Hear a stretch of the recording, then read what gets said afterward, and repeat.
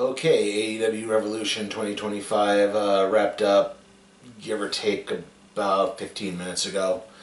Um, I was able to get it on Triller. I had some streaming problems when we get to the main show. The kickoff show worked fine, but very early on there was some bad streaming mix-ups where it would cut out, and it wasn't my feed. It wasn't my internet or anything like that. It was the report that kept coming up was the venue was interrupting things. So apparently there was something wrong with the Crypto.com arena. Anyway, we had sort of four kickoff show matches. The first of which was Blake Christian and Lee Johnson versus Hologram and Commander. Christian and Johnson jumped the luchadors as they were getting into the ring. Hologram came in a double DDT on both guys.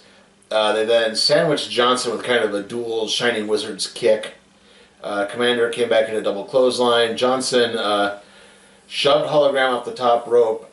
Christian hit a 450, and then Johnson hit a frog splash in the ring, I believe, on Commander. I may be wrong on that. Anyway, let's see. Hologram and Christian hit Christian with a poison run on their apron. Commander hit a head scissors off the apron. Hit Johnson with a head scissors off the apron. Eventually, Hologram broke up a submission by drop kicking Christian, and then immediately hit a 450 splash for the 3 count of the victory. Okay, little match. I was actually a bit more impressed by the team of Johnson and Christian than I was the two luchadors. Really, Commander and Hologram are fine. I like Commander a little bit more. But yeah, again, it's like, okay, their stuff kind of comes with the territory. Seeing someone new, at least on the younger side here, was at least a bit more interesting. I'm guessing you'll probably see those Christian and Johnson more in the Ring of Honor tag ranks than up on AEW anytime soon. They're pretty loaded in the tag division. After that, we had our 8-man tag match between Shane Taylor Promotions as well as Daniel Garcia teaming with the Undisputed Kingdom of Adam Cole, Bebe, Kyle O'Reilly, and Roderick Strong. Right off the bat, Strong and O'Reilly suplex. They kept misidentifying people in this match, so it was Kari Bravo. They said Sean Dean at the beginning, so yeah, not confusing at all if you're not entirely familiar with Shane Taylor Promotions. Taylor distracted Garcia, allowing Lee Moriarty to hit a running kick on him. Garcia came back, he hit suplexes on everyone, but then Taylor hit a leg drop onto the apron on Garcia. Garcia got in, he got a big suplex on Taylor, tagged in O'Reilly, big schmoz broke out. Adam Cole tagged in, hit a brainbuster in his Ushigoroshi. He started to go for the Panama Sunrise, but then suddenly Daniel Garcia blind tagged in and put, I believe it was Moriarty in the Scorpion Deathlock, and Moriarty tapped out. Cole was most assuredly not pleased as Garcia began boasting to the crowd what he'd just done. So I don't know who exactly is going to be turning heel here. It looked more like Garcia was. Cole was, he was upset, but I was like, okay, we won the match. And invited Garcia to celebrate with them, which Garcia did not want to do. So it's not looking like Daniel Garcia is the more stuck-up one, for lack of a better term. Alright, our next match was supposed to be for the Ring of Honor World Championship between Chris Jericho and Gravity. However, as soon as Gravity came out, Jericho attacked him with a baseball bat, and the match was declared a no contest. Bandito ran down to try to rescue his brother. Big Bill and Keith attacked. The other members of the Learning Tree attacked. The brother's family got involved, and I don't know why this was on the show. That was pointless, aggravating. If you're going to do something like that, do it. One, maybe make it like the first match, or do it on Collision. Don't do it here. Like, people were actually expecting a match, and they were cheesed off. Especially since, again, they're obviously trying to groom probably Bandito to beat Jericho. So why not just have him beat Jericho? Why not just make it Jericho and Bandito and get it over with?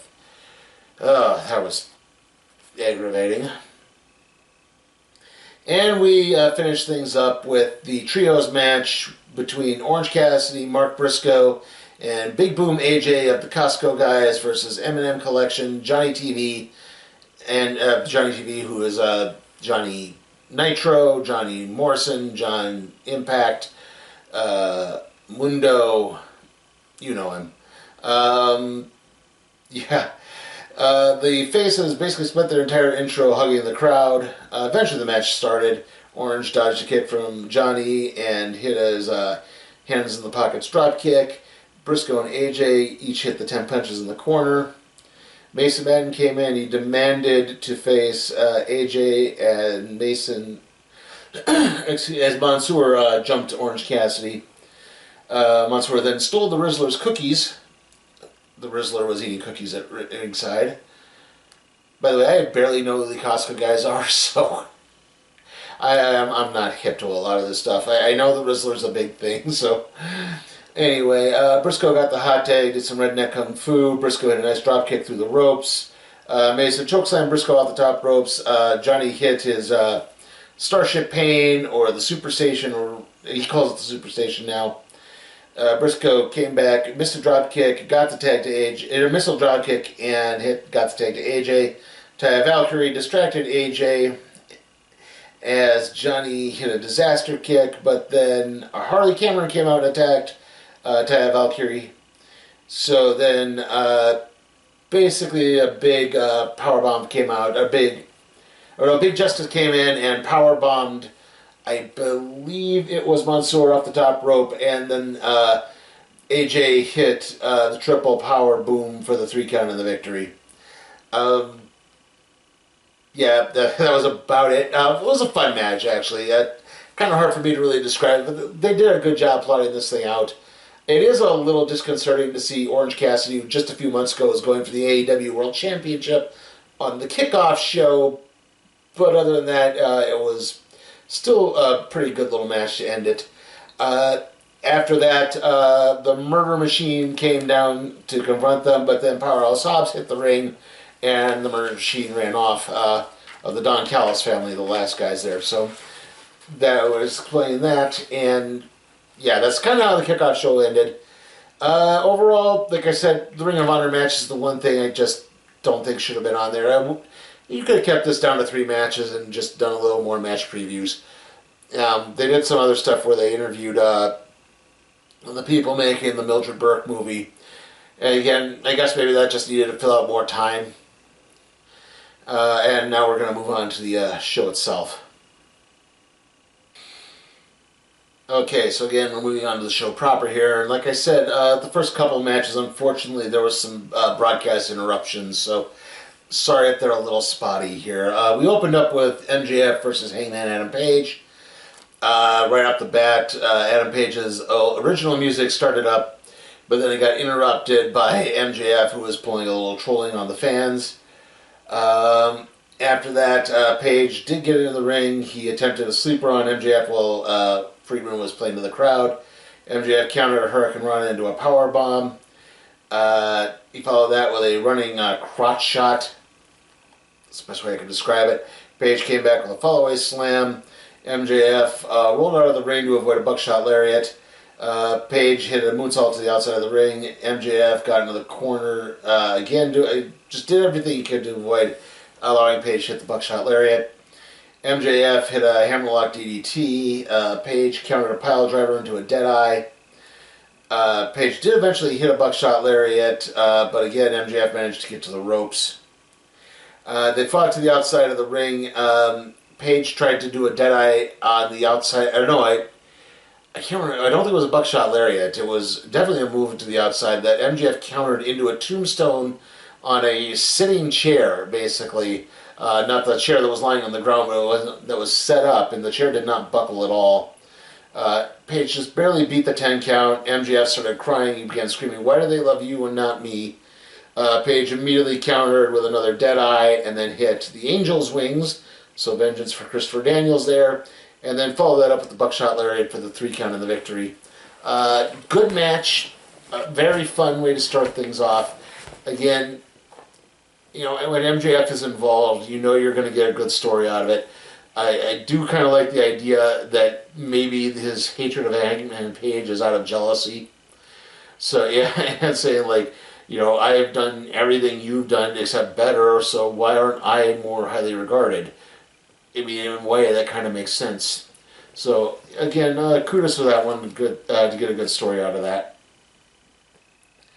After that, it was the TBS Championship match between Mercedes Moné and Momo Watanabe.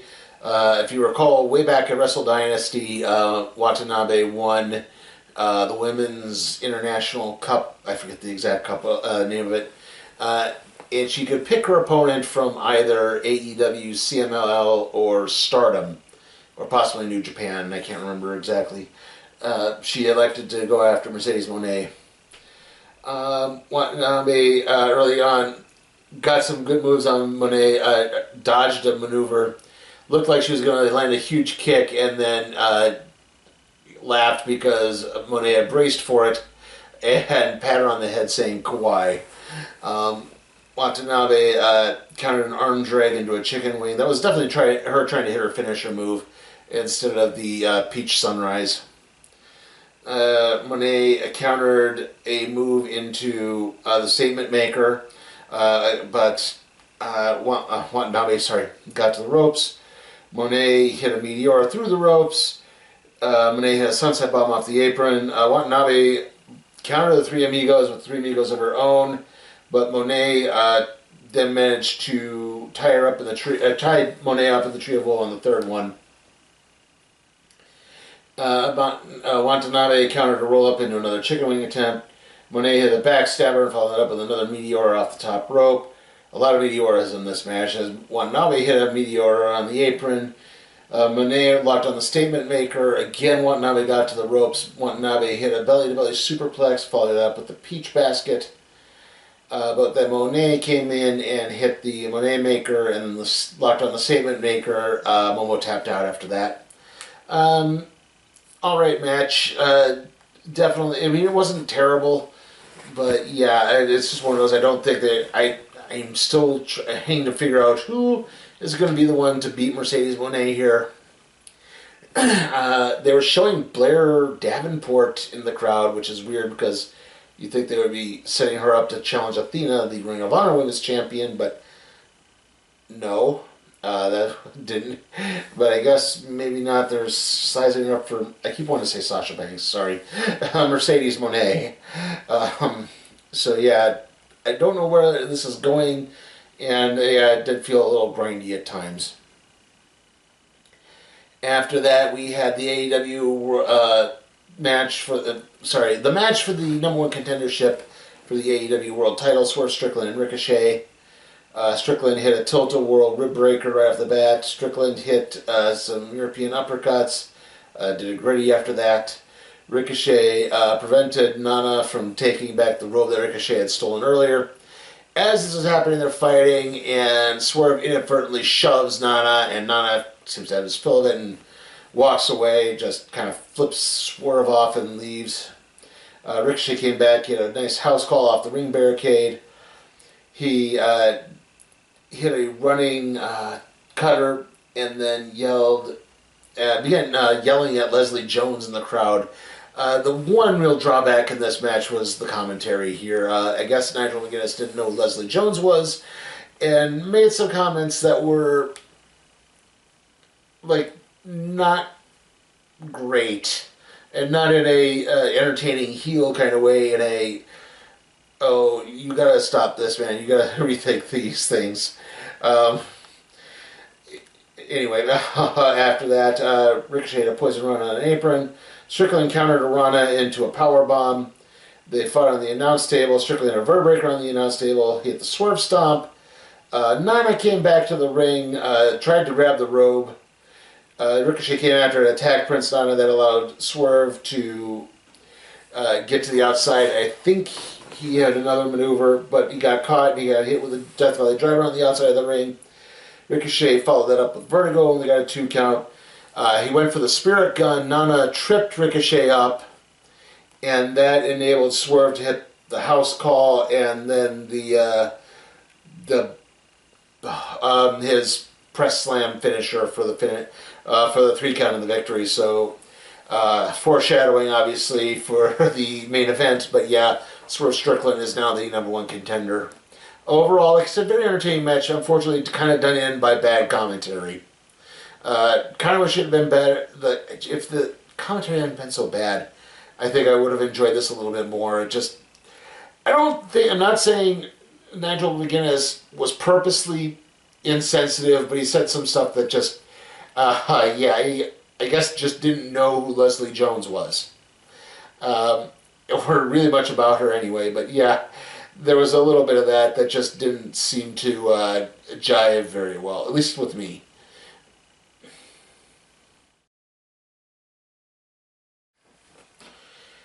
Okay, our next match was the Continental Championship match, Kazuchika Okada versus Brody King.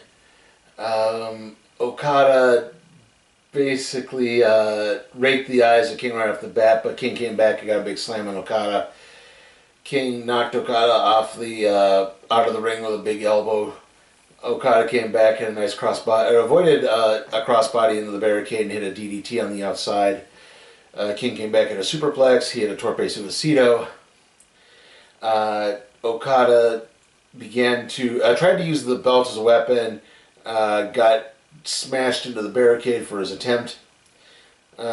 King countered a lariat and a pile driver with a neck breaker. King countered the Rainmaker with a DDT into the turnbuckle. He went for a cannonball, but Okada managed to dodge that. He hit his big elbow drop and then the Rainmaker for the 3 count of the victory. Okay match, but if you heard the prevailing rumor, which is probably what's going to happen, especially given what happens in the later match, it doesn't make sense for Okada to lose the championship here. So yeah, could be interesting what they were doing. Not a necessarily bad match, but definitely I think could have had a lot of improvement. King is someone I think has actually really improved. You know, when I didn't really like his match against Darby Allin, and I know I was in the rarity on that one, but yeah, overall, this was an alright match. Could have been better. And that leads us into the next match, which is the Tag Team Championship match between the Hurt Syndicate and the Outrunners. Right off the bat, Shelton Benjamin shrugged off a suplex and immediately got a double clothesline out of the ring by Floyd and Magnum. Lashley tried, at one point, Floyd got a little too braggadocious and wandered near Lashley, who immediately locked him in a sleeper, even though Lashley was not the legal guy. Lashley did get tagged in. He speared Magnum into a corner. Lashley had a big running power slam. Eventually, Floyd got the hot tag after Magnum hit Benjamin with a cutter. Lashley attacked the Outrunners after they hit the double elbow drop on Benjamin. Benjamin revived just as Lashley came in and hit a big spear on both of them, and then covered, I think it was Magnum for the 3 count of the victory. Again, kind of an okay match. It was entertaining in the sense that you were getting the idea, they were building the idea of Lashley and Benjamin taking things a little too lightly, and you could tell, like, MVP at one point called them over and just ripped them a new one, and that was the most entertaining part of the match, because after that they started fighting with way more passion, and as they realized that they could actually possibly lose here. As this happened, they cut to the crowd where Action Andretti and was it Leo Rush? I forget who's Action Andretti is tagging with now, but they were in the crowd, and I guess they're trying to build them to be the next contenders, which doesn't make sense since they're heels, and I don't see them as viable threats to the Hurt Syndicate. I would even say if you want to at least turn the Hurt Syndicate babyface, you at least do it against FTR, who just turned heel, which will at least make a tiny bit more sense.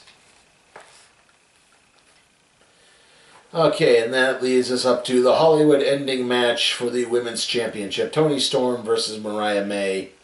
Immediately, they start brawling on the ramp. Mariah, this is falls count anywhere, anything goes.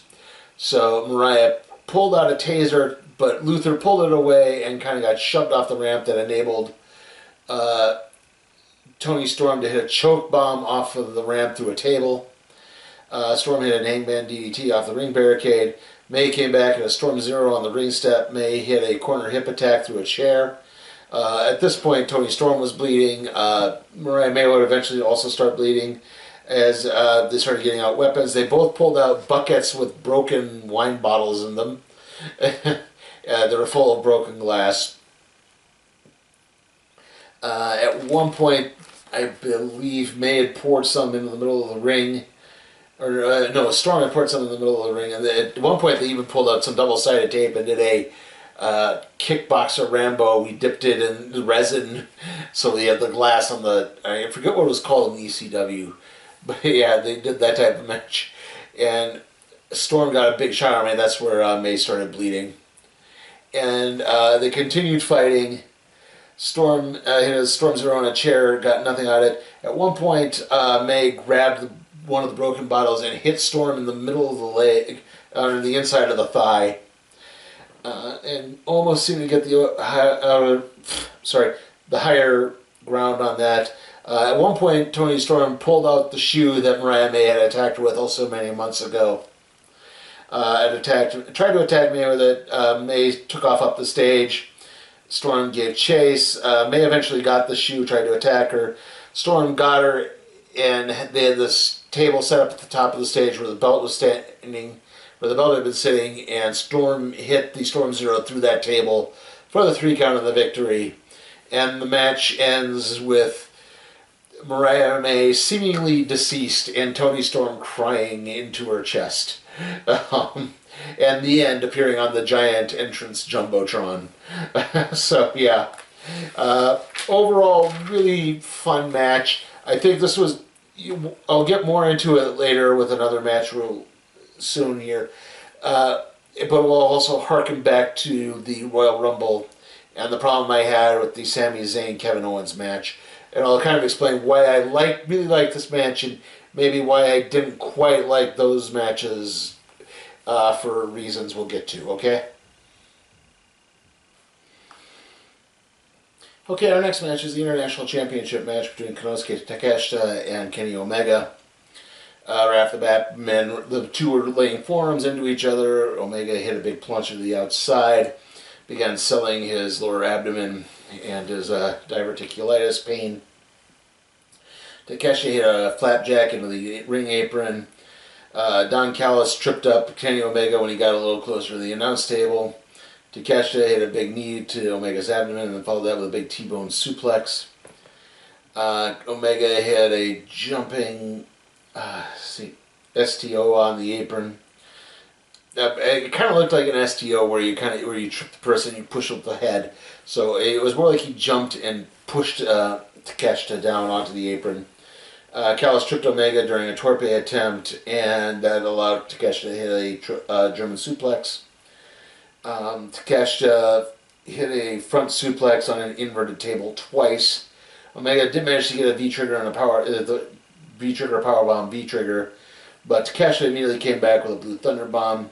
Omega hit a springboard Sunset Bomb, but he could not hit the One-Winged Angel again. He's selling the injury. Takeshita came back, hit 2 tombstones. Omega kicked out of a power drive knee. Takeshita blocked a V-trigger with his elbow. And again, Callis tried to interfere again, but this time Omega managed to distracted Takeshita just enough for Omega to hit the One-Winged Angel. No, he didn't hit the One-Winged Angel. He got him up for it, but I think he hit a V-trigger and broke it up. I forget exactly. Sorry, I turned into a bit of a schmoz, and what happened was Takeshita went for a brain buster. Omega countered that into a roll-up. Takeshita tried to corner through into a roll-up. Finally, Omega maneuvered back into another crucifix roll-up pin, and that got the 3 count. So Omega is the new international champion. Really fun match. Again, this was really good. Probably another one that could have main evented the show. Again, or the Hollywood ending match. And again, really fun. I really told a good story. Again, if I mentioned earlier with the Okada match, it looks like yeah, Omega and Okada are going to be facing each other, and that's going to be a unification match because it doesn't like the Continental Championship. I think works in the sense that if you just defended it in the tournament style each year, it deserves to be there. But it's like we already have the World Championship, the TNT Championship, and the International Champion. Do we really need another singles belt on top of that? Unless you're going to do something really specialized, like, and again, you also have the three Ring of Honor World Championship, Ring of Honor Championships as well. So, again, so you're seeing where this kind of starts to fall apart a little bit. So yeah, unifying two of those championships probably makes a lot more sense. And that leads us into our semi-main, the steel cage match between Kyle Fletcher and Will Ospreay. Right off the bat, Fletcher elected to enter the cage through the top. I think they were trying to set up a spot earlier, but the way it was set up, it couldn't have happened the way it did. It was funny, as Ospreay's entrance was playing, Fletcher was holding his ears in his fingers. Ospreay right off the bat hit a jumping head scissors. He tried to do a handspring type maneuver, but his ankle clipped the cage and he seemed to have tweaked it. Fletcher came back. Ospreay hit a Slumdog Millionaire. Fletcher blocked an Oz Cutter. Ospreay hit a big flying forearm and flung Fletcher into the cage. Fletcher countered a hidden blade with a Snapdragon suplex. Fletcher dropkick Ospreay into an exposed turnbuckle. At this point, both men had started bleeding. Ospreay hit his little cradle super kick, then tossed Fletcher into the cage.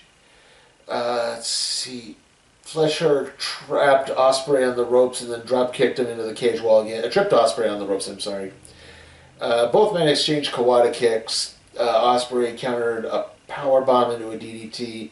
At this point, Mark Davis, formerly of the United Empire, now reunited Aussie Open, came down and began assisting Fletcher. He got some bolt cutters to remove the lock on the cage. He slid in a bag of weapons, including a barbed wire bat and a bag of thumbtacks. However, Ospreay got the bat and attacked Fletcher with it. He tried to go for a hidden blade, but in a Stormbreaker, but then Davis got into the ring and broke that up, locked on a sleeper. Ospreay hit.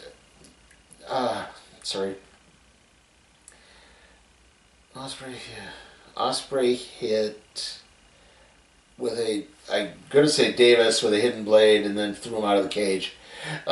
He hit an Oz Cutter off the cage. He then took a strand of barbed wire from the bat, wrapped it around his arm to go for a hidden blade, but then Fletcher hit him and pulled out thumbtacks. Ospreay then hit a Styles Clash on the tacks. Fletcher tried to escape. What had happened also, too, is at some point Fletcher had climbed the top of the cage and pulled out a screwdriver. And I think they were trying to imply that he had put the screwdriver, either he or Callis had put the screwdriver there, but it was on the other side of the cage from where Kyle Fletcher had climbed into the cage at the beginning of the match, so it didn't quite seem to work. But again, Fletcher tried to climb the cage. He and Ospreay fought on top of it over the screwdriver. Eventually, Ospreay got it, gouged Fletcher in the head one more time, hit a Spanish fly off the top of the cage, and then hit the hidden blade, which was no longer barbed wire assisted, and the Tiger Driver for the 3 count of the victory. And so, yeah, this is where I'm going to harken back to. Overall, this was not a terrible match. It was very good at some points. It just went too long. Again, much like the Kevin Owens-Sami Zayn match, it's like you're starting to stretch credulity when you keep having all these huge moments. Like he attached to the barbed wire bat, the Styles Clash on the tacks, the screwdriver attack, the Oz Cutter off the cage, this move off the cage, this thing off the top of the cage. And it's like, okay, all of these are moves that could obviously end the match and probably should have. When he keeps, it's like when he finally hits the maneuver, we're not sure if that's actually going to end the match. And I don't mean that in a good way. I mean it's in the, is this still going to go on type of way. It's the same problem I had, again, when I go back to that Royal Rumble match. Sami Zayn hits the Blue Thunder, hits 2 Blue Thunder bombs on the chair, hits the drop toe hold onto the barbed wire chair. Like, that should have ended the match. And instead, it goes on. And it's like, okay, you're just delaying, a not very good ending in some ways. Yes, and I think that's what kind of soured me on this. Like I said, overall, it's not a bad match. I'm sure a lot of people really liked it, but again, you look at the Hollywood Ending match, and I thought that was much tighter.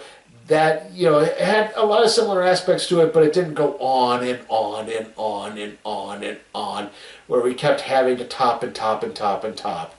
We had our big spots planned, and they were spaced out appropriately enough, and I think that worked a lot better.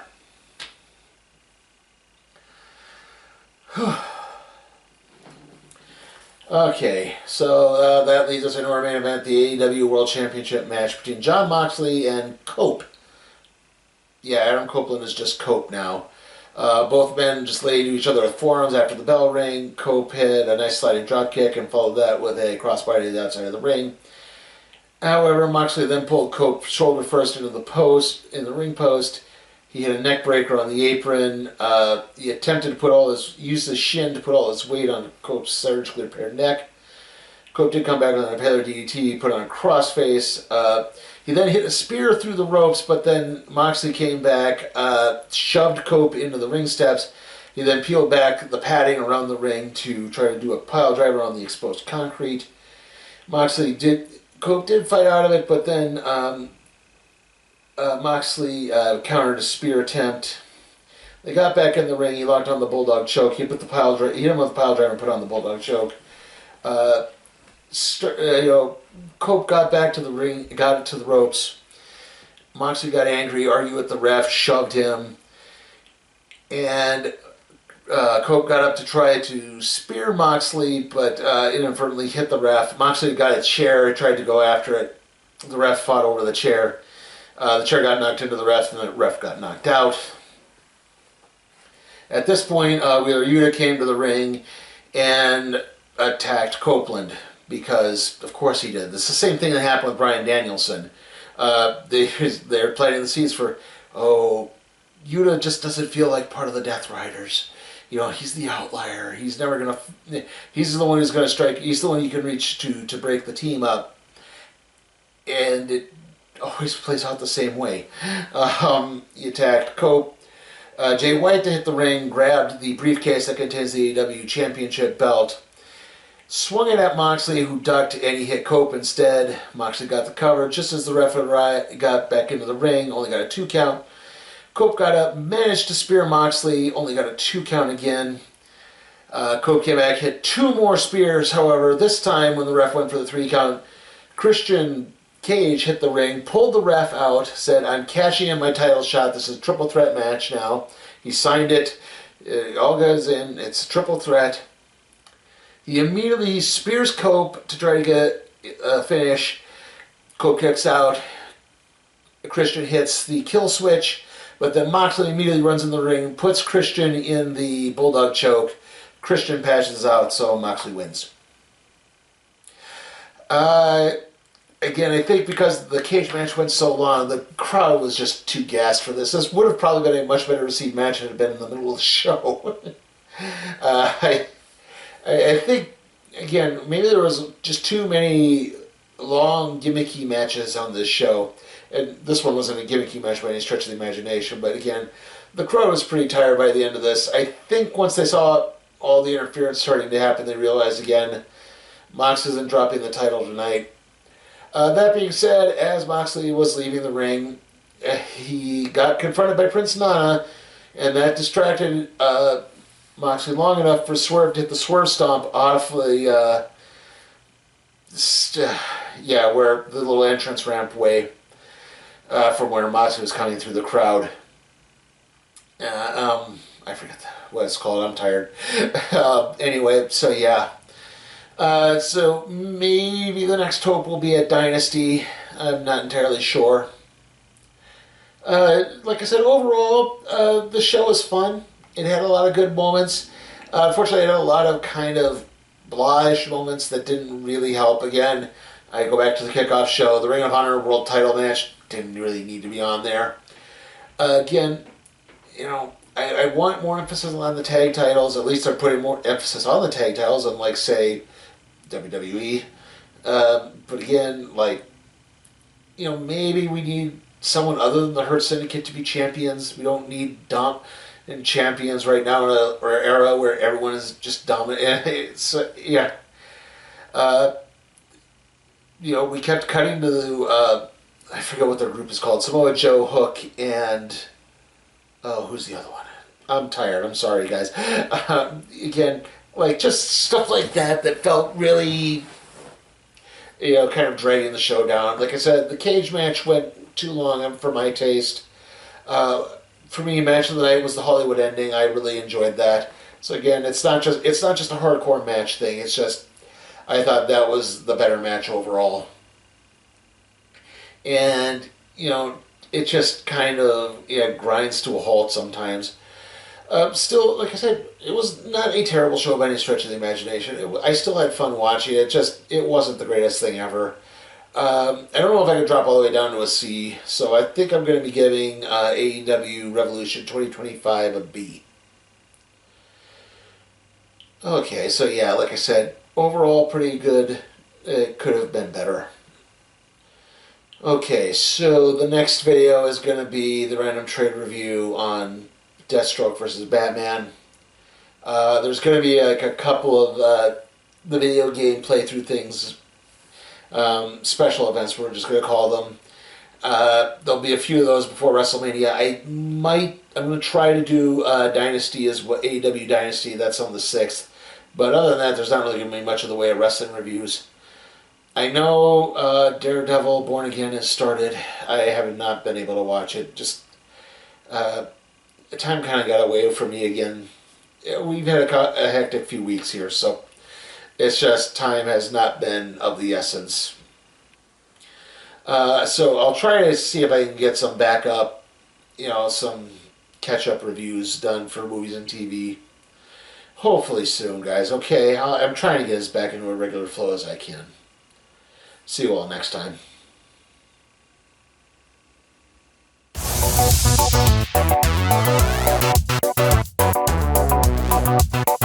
Hey guys, remember you can help me expand my professional wrestling coverage by supporting me on Patreon at patreon.com/sleepytime for Cat Productions. Also, remember to like, comment, share, subscribe, and ring that notification bell.